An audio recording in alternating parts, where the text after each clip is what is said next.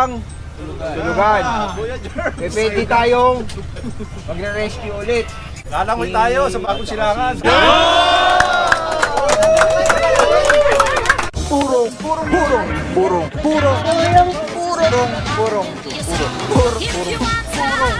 Pagmamahal, purong pagmamahal, purong pagmamahal. Alright mga buro, yun na nga, Panay Avenue pa rin tayo. So yan, may driver naman, pinaalis na lang. Pag walang driver, titikitan po natin pag may lumabas na driver. Pero kung may driver naman at kumbaga nagbaba o nagsakay, naaktuhan naman, paalisin na lang po natin yan. Mga buro, OIC natin for today, Officer Alvario. At again, TFTTM, MMDA Seated 1 ang kasama natin. Walang driver mga buro, SUV Mirage, wala rin driver. At binibidyoan na po yan. Dito naman meron tayo naabutan na close van. Alright. So yan mga buro, patuloy ng tulad nga ng lagi natin ginagawa, bibidyo po yan ng towing units natin. Tapos continuous video, yun yung magiging oras nya. And within 5 minutes nga ay pag walang lumabas na driver, subject for impound, itotow na po natin yung kanyang sakyan. At the same time, yung video yung ginagawa po nila, tinitignan na rin kung mayroong existing damage yung kanyang sasakyan.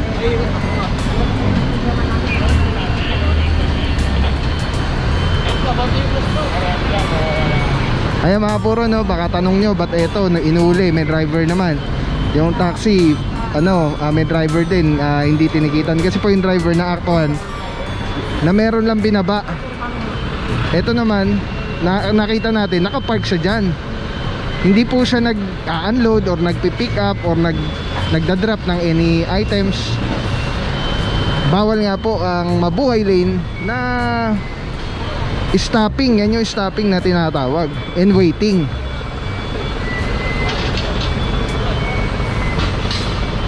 Good morning, Officer Spinelli. God bless, bossing. And shoutout sa mga tropa natin dyan sa MMDA, yung team Let Maku.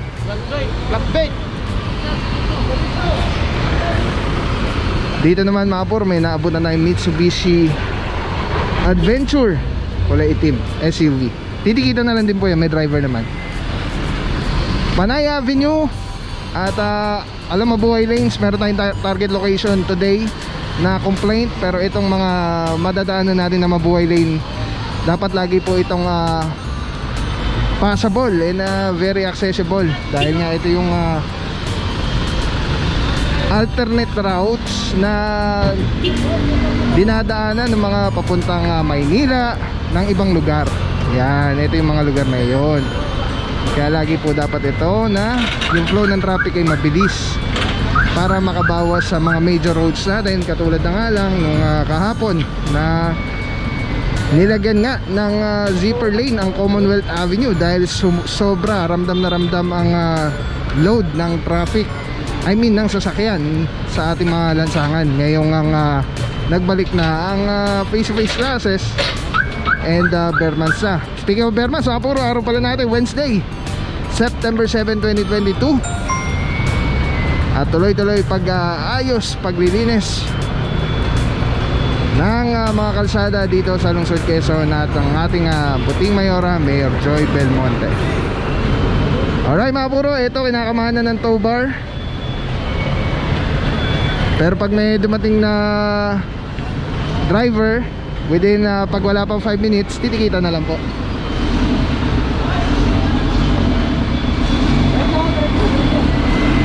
Actually, yung 5 minutes mga puro, wala naman po talaga yan. Ano lang po yan, konsiderasyon na ibinibigay ng MMDA. Ruling po yan ng MMDA. Pero sa totoo lang po, matik po talaga dapat po. Yun ang pagkakaalam ko, totoo po talaga dapat talaga agad.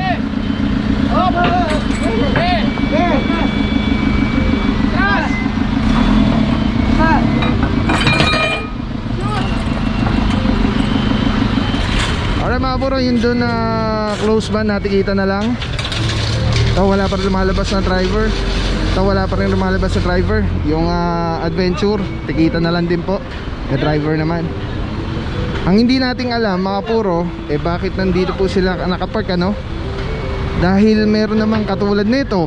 Kung kunyari, meron lang pinuntahan, meron lang bumabalan saglit, ba't di na lang dyan makiusap? Dyan na lang sila makipark para hindi pa sila nahuli.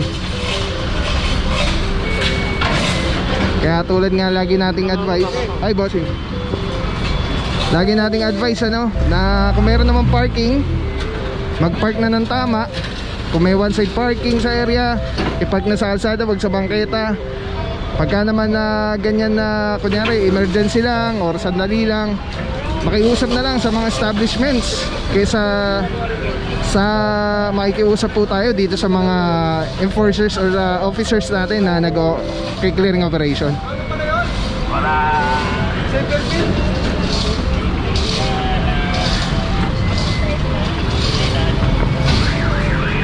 Mga puro, sasampa na to isa. Mabilis lang to. Flatbed.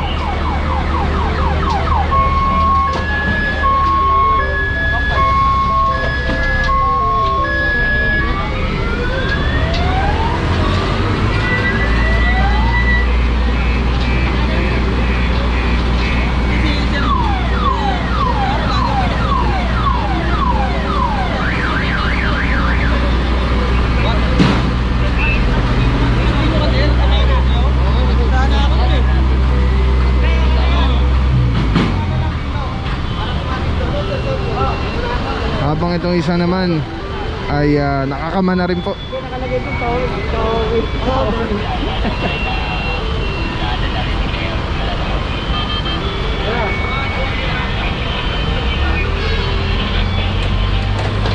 Alright mga puro, yung ginagawa pangyayari ng araw na to, tuloy lang po tayo. Di ba natin alam kung saan yung next location natin. So issue na po ito ng impounding notice. At nandun na lahat ng detalye kung saan nila tutupusin, isettle, at kung anong violation na nakomit ng kanilang pagpapark dito sa bawal. Alright, let's go guys. Ang team leader natin, MMDA Seated Van, Officer Martin. Let's go.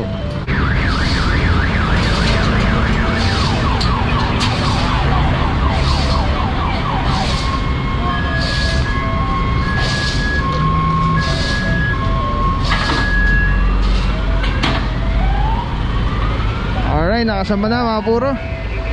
At itong isa naman nakaangat na rin po. At wala talaga lumalabas na driver.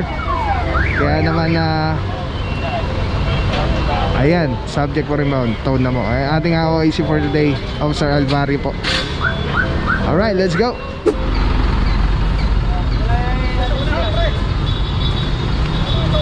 Alright mga puro, naabutan natin dito. Puro close van.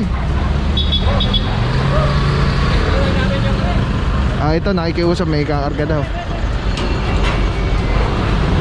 Isa, dalawa, tatlo, apat. Puro close van. Titikita na lang po ito at may mga driver naman. Lahat sila dito naka parking, nakatambay. Or wag yung word na tambay, naka waiting. Ayan, dami nating towing mga puro. Doon sa banda doon merong motorsiklo. Ayun, nahuli. Dito tayo. Ay, si kuya tutulog pa dito.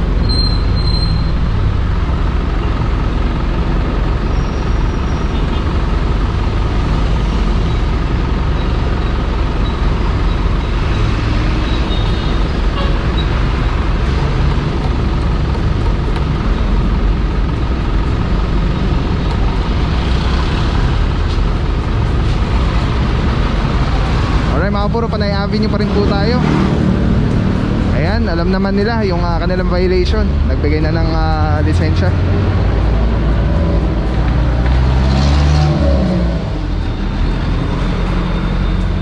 Meron pa pala isa dun. Meron pa pala dun, truck. Saka isang close van din. Dito naman, ano kaya deliver nila?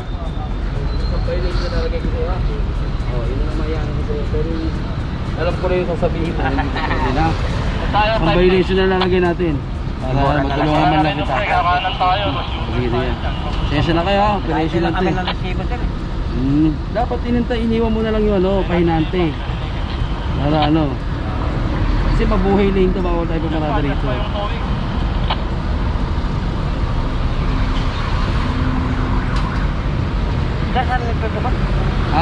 Kalayasi to, gate 3. Bukas pwede mo na makuha to.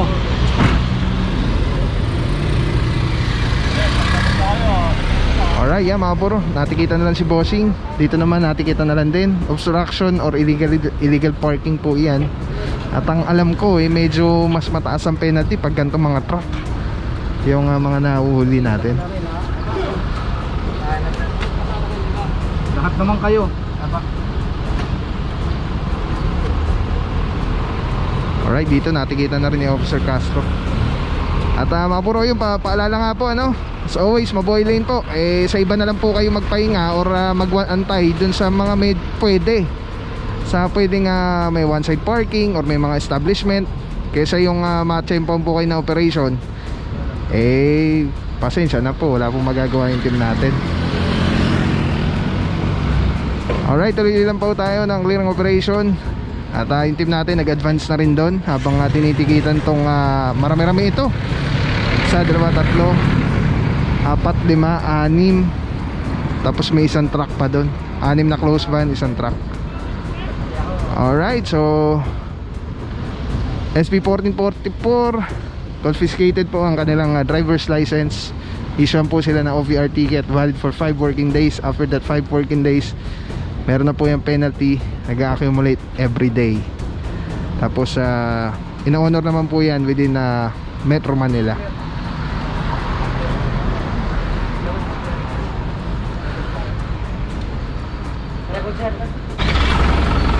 Nagkasama pa sir, Laguna?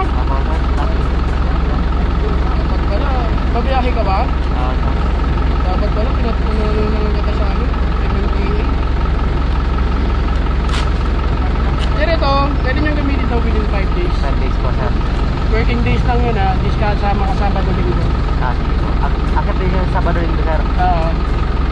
Pwede niyong gamitin yan. Anong Metro Manila lang. Thank you, sir. Alright, let's go guys. At dito naman, tapos na rin matikita ni Officer Bandola yung isang truck dito. Magkakasama pala sila mga puro.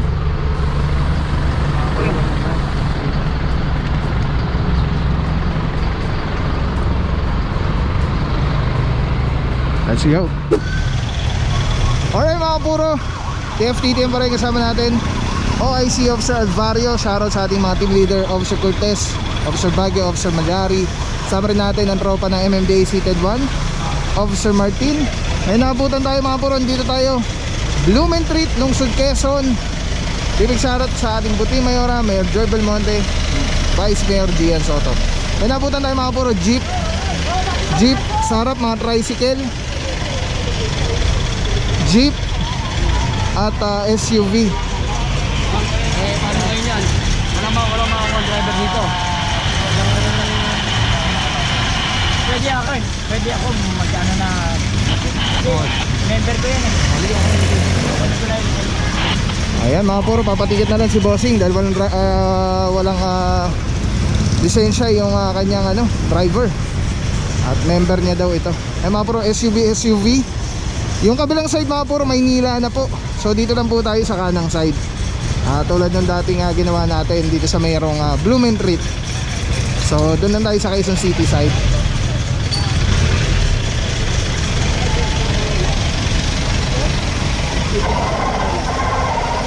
Sa Maynila na side mga puro, wala nakapark, no?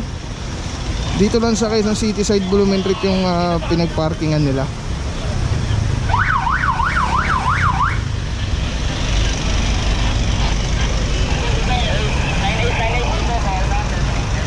Dito mga puro, may mga tricycle. Morning bossing. At meron ditong truck, pickup truck. Blumentritt corner Simon Street.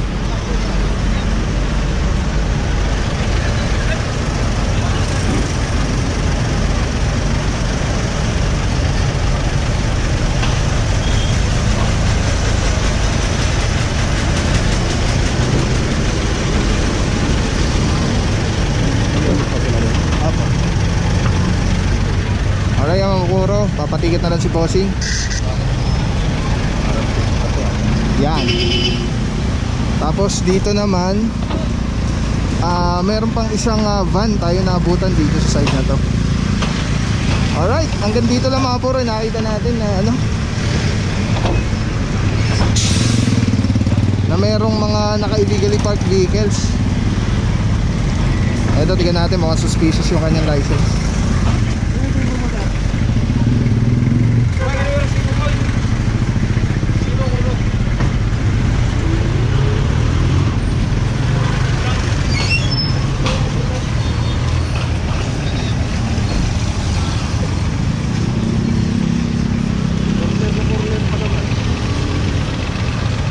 Good morning po, Officer Libres. Saludo, Bossing. Bossing, anong ano natin dito? Sitwasyon natin? I-verify ko yung driver license niya kung original ba o suspicious. Kasi ito siya nakapasok sa Kapinas. Yan yung bago na boss, no? Yes, bago. Alright. I-verify lang natin siya. Pagkano naman siya, titigay na natin ng obstruction po. Alright. Thank you so much po, Officer Libres. Yan mga puro, ano, yung license niya kasi yung bago, yung bagong issue. Ano kasi yun, yung parang wala nang ano, yung nakakapa. Ano na yun, yung 10 years validation na yun. So, iba-validate lang kung legit. At hinihintay na rin dito yung mga may-ari ng tricycle para matikita na lang. Kung wala namang papatikit, eh isasampa po natin yan. Dito mga puro, Officer Rugay, natikita nyo yung motorsiklo. Dito naman po yung mga jeep. Ayun, ang biyahe na to is Blumentritt, Espanya. Parang ano na sila dito mga puro, parang meron na silang terminal. At ito, natikita na si Bossing. Tsaka operation nyo eh. Oo, wala naman ano. Kaya ano natin. Ayun sa ayos. Oo. Violation talaga yun. Alright, yan mga puro, nagpatigan na si Bossing. At ano naman, naiintindihan niya na yung ginagawa natin eh, trabaho lang. So rin nga nang sabi ni boss, sabi natin eh, violation talaga yan. Alright, so yan, mga ganapan mga puro dito sa area Blumentritt, Corner Simon. Tuloy-tuloy lang rin ang operation mga puro. Di pa natin alam kung saan yung next destination. Along Mabuhay Lane po tayo. Let's go guys, purong pagmamahal.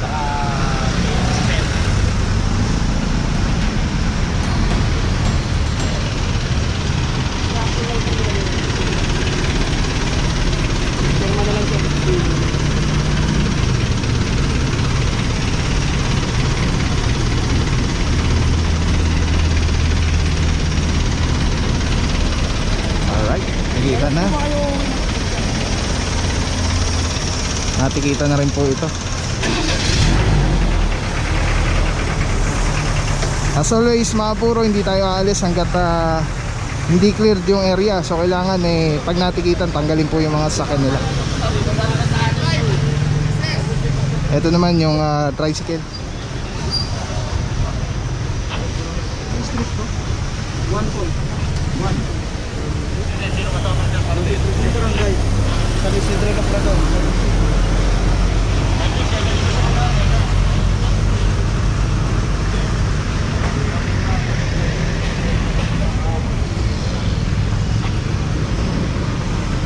Medyo maraming tambak po dito. At hindi po sakop ng trabaho ng team ng TFTTM po. Traffic concerns lang po tayo. Pag ganyan po, yung mga sa ano po yan, depos. Alright, let's go guys, puro magmamahal. What is up guys, puro magmamahal, mga puro West Avenue, Quezon City. Continuation ng ating clearing operation. Sama natin Officer Esteban ng PRD, Tricycle Regulation Division. At nanguhuli po tayo ng mga kolorum ng mga tricycle naman dito along West Avenue. Dahil marami ng complaints na ang dami na ulit na mga pumapasada. Ito po ay National Road, bawal po sila dito. Lalong lalo na kung wala pong body number or permit.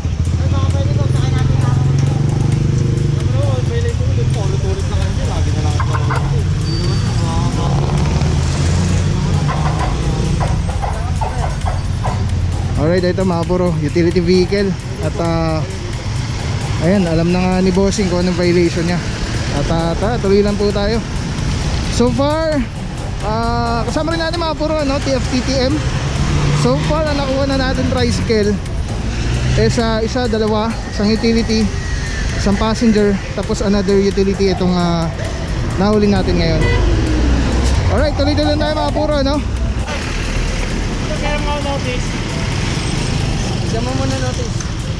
Alright, yan mga puro, again, dito sa Quezon City po, dalawa lang po ang pinapayagan na pumasada na tricycle. Isang utility vehicle na mayroong utility permit at isang passenger na may TODA, may prangkisa. Big shoutout, Officer Bandola. Congratulations, Madam Gretchen and Bossing. At yun na po mga puro, dito po sa Quezon City, hindi po pwede ang private na tricycle.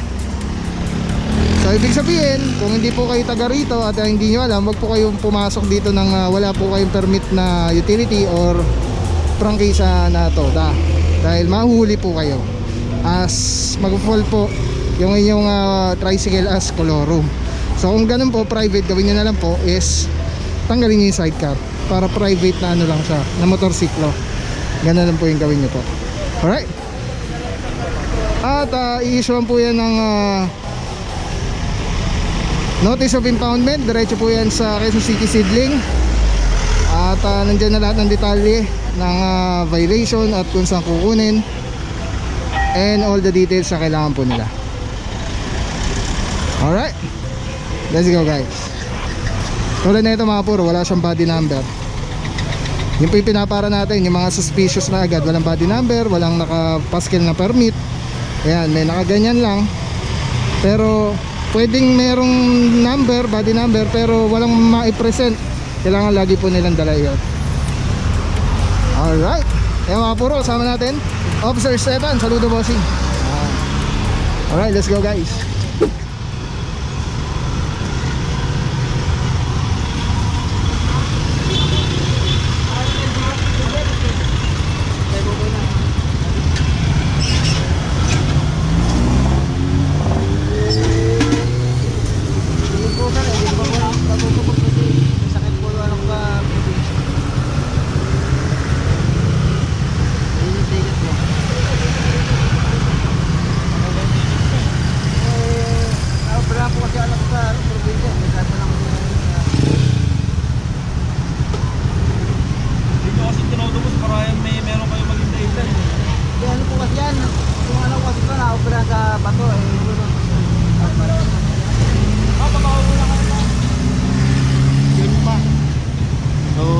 Expired na po, boss? Expired na to. Subject impounded natin. Alright. So yung mga puro, dati na po siyang nahuli at upon checking nung kanyang OVR ticket is expired na. June pa po yung kanyang ticket. So dapat po talaga yun sinesettle within 5 working days. Kaya ito po, issue na po siya ng notice of impoundment. Bali, Officer Stefan, good morning.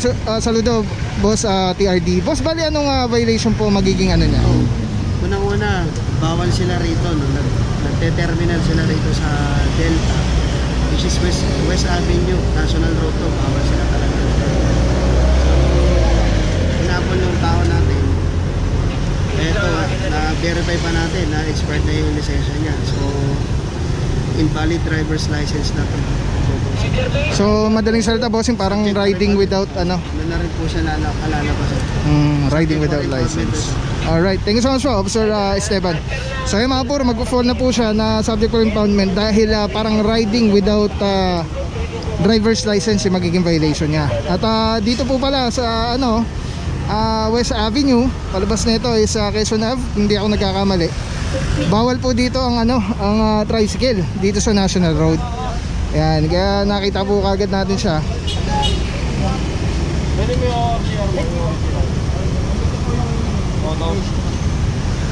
Kaya pinlag Ipag yung unit mo, ha? Sino magdodrive na, sir? Ako na to. Ito na nandalin mo? Kaya pinlockdown po natin siya. At doon na po yan sa impoundment notice. Andun lahat ng details sa kailangan niya malaman kung saan niya yan pupuntahan, i-claim is settled. Alright, yan magandang pangyari ngayong araw na ito mga puro. Saludo TFTTM, Officer Cortez, Baguio, and Malyari, and TRD, Officer 7, Officer Alan Valencia. Yan. Alright, big shoutout sa ating puting Mayora Joy Belmonte. Ay mga puro, baka ano nyo, misunderstood. Di po natin pinagtatawanan yung mga nahuli or yung ginagawang trabaho, no? At ano lang tayo para maging light lang yung sitwasyon. Alright, at ating Vice Mayor Gian Soto, ang happy natin TFTTM, Boss Dexter Cardenas, happy natin sa TRD, Boss Ben Ibon. Saludo mga bossing, sipag, galing at tikas ng team natin. Let's go guys, purong pagmamahal. Puro magmahal, mga puro gusto nyo ba ng carrot sticker katulad na ito? Pumunta lang kayo dito sa Telesin Philippines, sabi nyo si Ate Erica. Pumili kayo ng kahit na ano, kahit magkano, bibigyan kayo ng sticker. Kung wala naman kayo bibili, pakita nyo lang na naka-like at naka-follow kayo sa FB page ni Telesin Philippines. Ito yung FB page nila. Tapos bibigyan kayo ni Ate Erica ng stickers. Pasya lang kayo dito, nagkakatiwalaan natin. Vlogging accessories, GoPro, kahit ano pa yung camera mo, kahit cellphone nga, nag-vlog ka, gusto mo mag-vlog, live selling and all. Telesin Philippines ang kailangan nyo, huwag na kayong manap ng iba. Meron din po tayong Shopee and Lazada store. Discount dyan, gamitin nyo lang yung voucher Telepaw. Yan. So thank you so much, Boss Harold, Telesin Philippines. Let's go!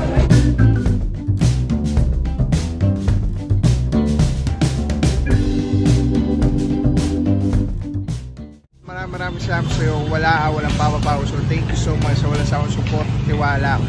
Wala akong masabi kundi thank you so much. Thank you sa Panginoon at ingat kayo palagi. Again, kung wala akong nagpapapaw. So thank you so much. God bless you. Purong pagmamahal. Thank you so much. God bless.